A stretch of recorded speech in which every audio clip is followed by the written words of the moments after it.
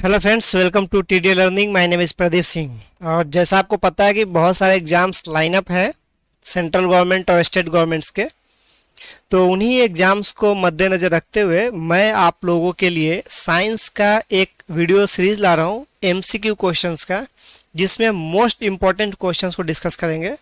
और आपसे पूरा गारंटी देता हूँ, आपको पूरा वादा करता हूँ कि ऑप्शंस के हर एक चीज़ को मैं डिस्कस करूँगा।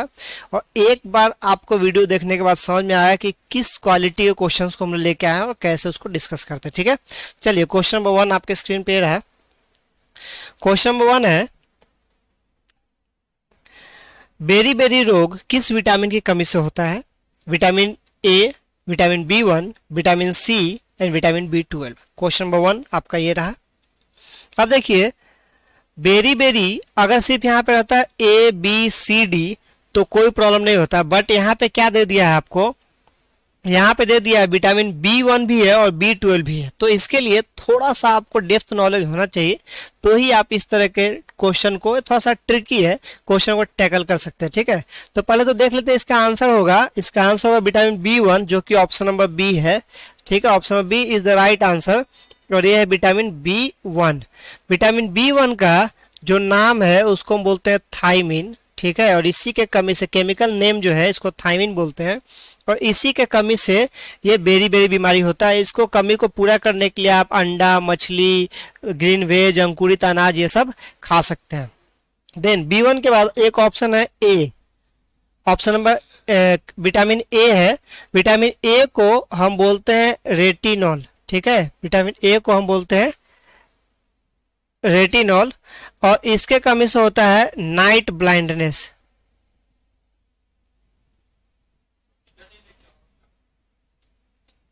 नाइट ब्लाइंडनेस, ठीक है, इसके कमी से होता है नाइट ब्लाइंडनेस, जिसको आप बोलते हैं रतौंधी।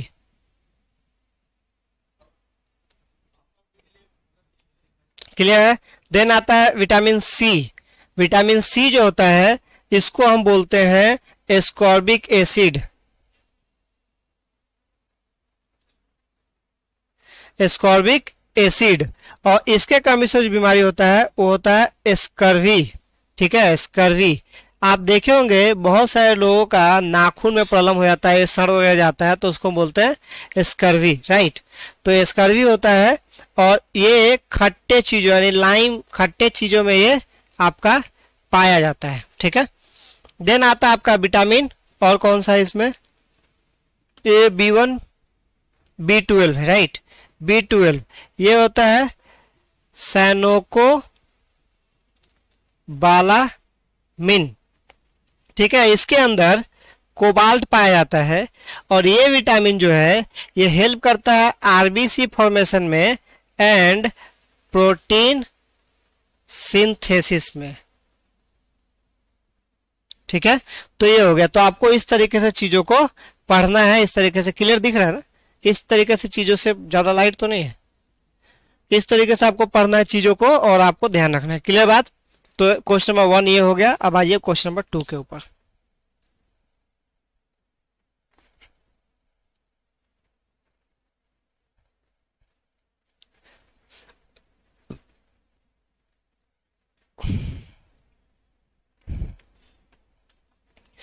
मेंढक के दांत होते हैं। क्वेश्चन नंबर 2, मेंढक के दांत होते हैं। ऑप्शंस है होमोडोंट, थिकोडोंट, हेटेरोडोंट, उपयुक्त में से कोई नहीं। तो इसका जो सही आंसर है वो है आपका होमोडोंट, ऑप्शन नंबर ए। इसका आंसर है ऑप्शन नंबर ए, होमोडोंट। ये होमोडोंट मेंढक का भी होता है और छिपकली का भी होता है। ठीक है, ये मेंढक का भी होता है और छिपकली का भी होता है होमोडोंट। और जो थिकोडोंट होता है, जो मसूड़े हैं ना, हमारे मसूड़ों में जो धंसा हुआ दांत होता है वो थिकोडोंट होता है, और ये थिकोडोंट हमारा जो मनुष्य का होता है वो थिकोडोंट होता है। हेटेरोडोंट ये वैरायटी ऑफ दांत, यानी जो हम लोग का जो दांत होता है ना वो हेटेरोडोंट होता है। तो ये हो गया आपका ऑप्शन नंबर ए। क्लियर बात? नेक्स्ट क्वेश्चन नंबर 3, स्टार्च से क्या संबंधित है? स्टार्च से क्या संबंधित है? Glucose, fructose, sucrose, galactose. ठीक है, क्वेश्चन नंबर 3 का जो आंसर है वो है ए और वो है ग्लूकोज। समझे कि नहीं बात, यानी C6H12O6। और क्या क्या इसमें ऑप्शन, जो एक फ्रुक्टोज का बोला जा रहा है आपको, ऑप्शन नंबर बी फ्रुक्टोज का। ये क्या होता है, ये फ्रुक्टोज जो है ये नेचुरल जो सबसे स्वीट चीज है वो होता है फ्रुक्टोज। ये पाया कहाँ जाता है, हनी में, कहाँ, शहद में। और जो आर्टिफिशियली बनाया जाता है वो होता है सैकरिन। ठीक है, और इसका यूज कहाँ होता है, ये होता है आइस मेकिंग में। ठीक है, इंडस्ट्री में आइस मेकिंग में इसका यूज होता है। ठीक है, तो ये हो गया आपका क्वेश्चन नंबर 3। अब आता है इसमें एक सुक्रोज भी दे रखा है, राइट। तो जब भी ग्लूकोज एंड फ्रक्टोज मिलता है तो सुक्रोज बनता है। चलिए क्वेश्चन नंबर नेक्स्ट 4।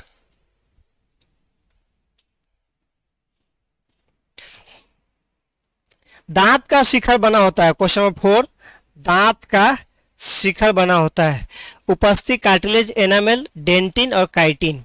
ठीक है, तो दांत का शिखर, जो दांत हमारा है ना, उसका जो शिखर अंदर का बना होता है वो होता है आपका डेंटिन, यानी ऑप्शन नंबर सी, डेंटिन से बना होता है। एनामेल जो होता है, एनामेल, ये आपका जो हार्ड पार्ट है ना सबसे, वो होता है एनामेल। ठीक है, ये हो गया। और जो कार्टिलेज होता है आपका, जिसको उपस्थिति बोलते हैं, कार्टिलेज होता है, ये आपका नाक में और कान में पाया जाता है। ये जो होता है एकदम सॉफ्ट पार्ट होता है। बच्चा जब जन्म लेता है ना तो उसकी जो हड्डियां होती हैं वो एक्चुअली हड्डी नहीं होके कार्टिलेज होता है, जो धीरे धीरे हड्डियों में परिवर्तित होता है। देन आता है काइटिन, CHITIN। ये क्या होता है, काइटिन, ये जो कीट पतंगों का बाहरी आवरण होता है ना, बाहरी आवरण, कीट पतंगों का जो बाहरी आवरण होता है वो काइटिन से बना होता है। ठीक है, अगला क्वेश्चन नंबर 5।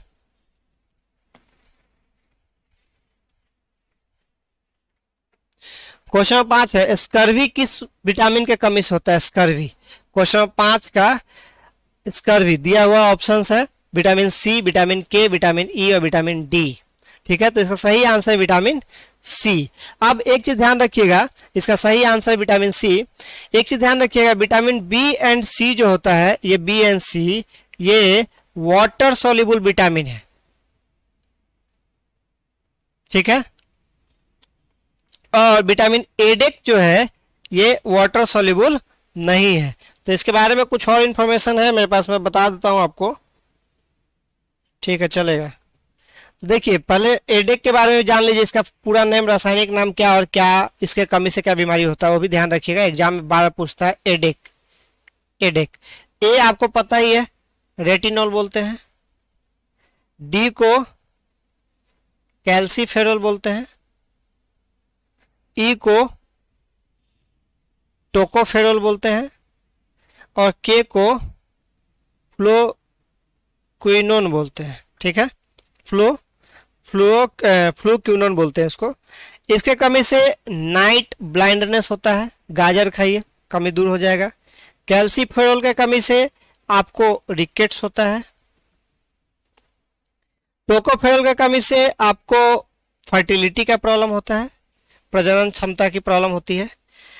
आपको फ्लोक्विनिन से, विटामिन के से ब्लड क्लोटिंग का प्रॉब्लम होता है, यानी ये कम हो जाएगा तो ब्लड क्लोटिंग में दिक्कत आएगी। ठीक है, तो ये विटामिन एडेक जो है ये बॉडी के अंदर फॉर्म होता है, ये आपको मैं बताऊंगा, आगे क्वेश्चन आएगा तो कैसे होता है। और जो बी एंड सी होता है, बी आपका हो गया, बी में बहुत है, B1 है, B12 है, B6 है, थायमिन बोलते हैं, साइनेकोबालामिन बोलते हैं, ये सी हो गया, एस्कॉर्बिक एसिड हो गया। तो आप ध्यान रखिएगा इन चीजों को। ठीक है, अगला सवाल, क्वेश्चन नंबर 6।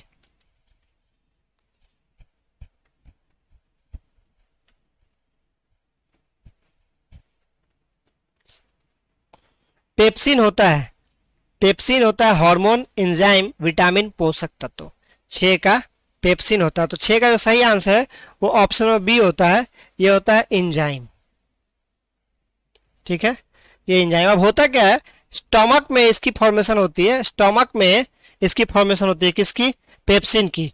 तो ये पेप्टिक सेल में बनता है इसको बोलते हैं प्रोपेप्सिन, इसका सही नाम थोड़ा सा कॉम्प्लिकेटेड नाम प्रोपेप्सिन बोलते हैं, प्रोपेप्सिन बोलते हैं, और यहाँ से जाके ये पेप्सिन बनता है। बायोलॉजी में थोड़ा सा नाम याद रखना मुश्किल है मेरे लिए भी, ठीक है। तो ये बनता है। अब इसका जो यूज होता है, आगे आपको क्वेश्चन हो आएगा तो बताऊंगा, बट ध्यान रखिए कि ये स्टार्टर का फॉर्मेशन होता है। और इसके बाद आता है हार्मोन। हार्मोन्स जो होते हैं वो आपका ग्रोथ में हेल्प करता है। डिफरेंट टाइप्स ऑफ हार्मोन्स होते हैं ना, ग्रोथ में हेल्प करता है। विटामिन जो होता है आपका, ये फाइटिंग, ये आपका मतलब बीमारियों से लड़ने के लिए, डिजीज से, बीमारी से लड़ने के लिए इसका बहुत उपयोग है, विटामिन का जो फाइटिंग में इस्तेमाल होता है। और एक चीज ध्यान रखिएगा, जितने भी एंजाइम्स हैं ये सारे एंजाइम्स प्रोटीन होते हैं, बट सारे प्रोटीन्स एंजाइम्स नहीं होते हैं। क्लियर है? अगला सवाल, क्वेश्चन नंबर 7।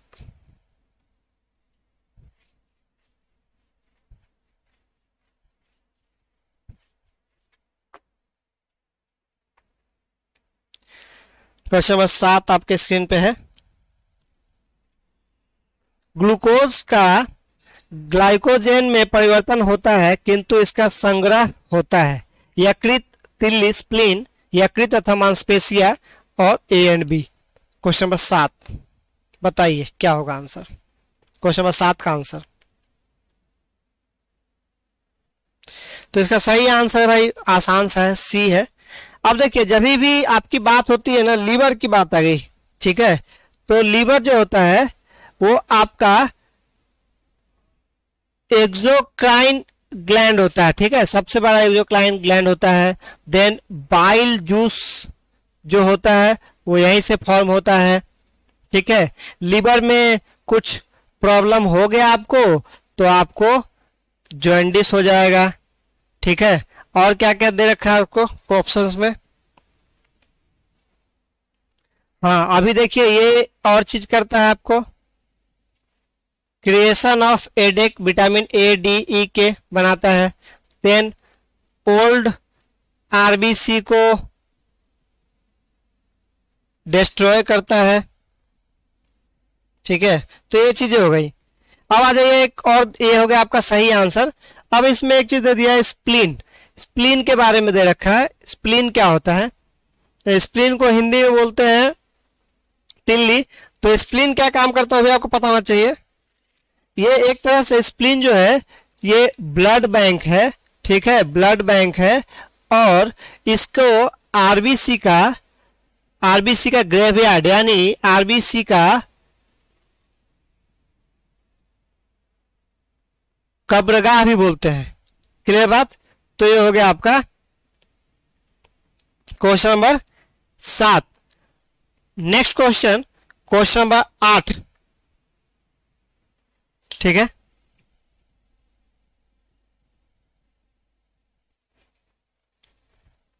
क्वेश्चन नंबर 8, चलिए मिटा दो इसको।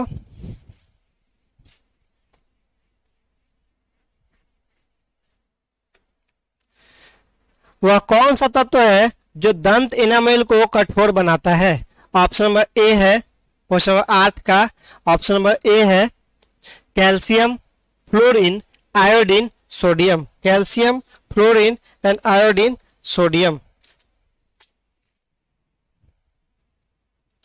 ठीक है। इसका सही आंसर होता है ऑप्शन नंबर बी, और वो है फ्लोरीन।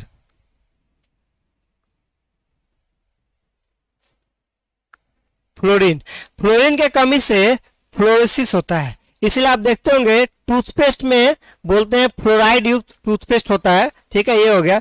देन आ जाइए आयोडीन का भी बात है इसमें।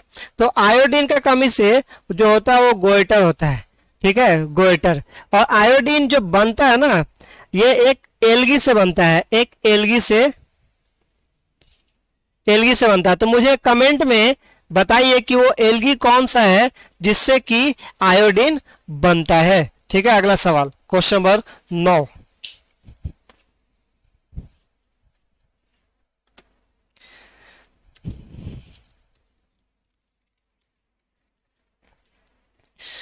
पित्त का मुख्य कार्य है वसा का एंजाइम द्वारा पाचन, उत्सर्जी पदार्थों का निवारण, प्रोटीन के पाचन का नियंत्रण, पाचन तथा शोषण हेतु वसा का इमल्सन। तो क्वेश्चन नंबर 9 का जो सही आंसर है वो है ऑप्शन नंबर डी, माना इमल्सन का काम करता है, डाइजेशन में हेल्प करता है। अगला क्वेश्चन नंबर 10।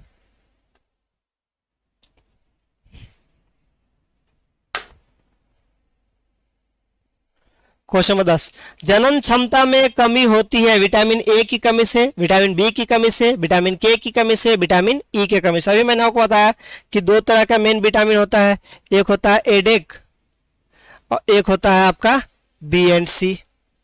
यानी क्या क्या बताया था आपको याद है?